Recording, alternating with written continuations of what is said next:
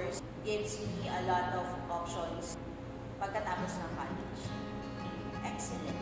Siyempre, my professors are all practicing professionals. So, yung mga tinuturo nila sa amin dito sa College of Accountancy, talagang ginagawa nila yan sa kanilang pang-araw-araw na trabaho. At alam ko na pagka-graduate ko, ma-apply ko rin lahat ng natutunan nila. So, kagaya ng sinabi ko po kanina, yung mga professors ko po, mga practicing professionals. Sa CSA po, they provide very good internship programs para sa aming mga estudyante ng Bachelor of Science in Accountancy. And on top of that, sa club po namin na JPIA, nag-visit po kami ng mga offices para ma-immerse naman kami sa mga ginagawa nila sa opisina. So, in that way, unti-unti naman kaming na-expose sa mga possible naming future.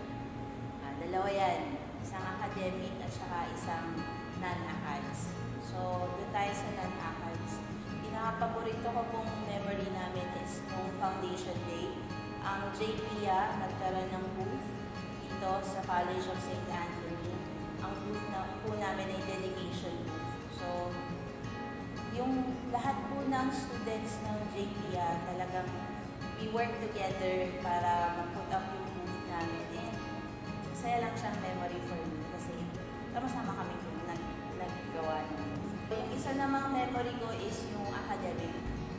Isa sa mga nagugustuhan ko talaga dito sa CSA is practical yung mga activities nila. And memorable sa akin yung project ko na paggawa ng Articles of Partnership. Kasi alam ko, magagamit ko siya pagdating ng araw.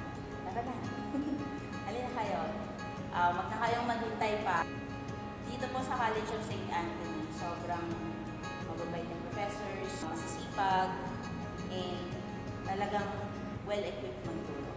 As a student, I can attest na sulit yung pag-aaral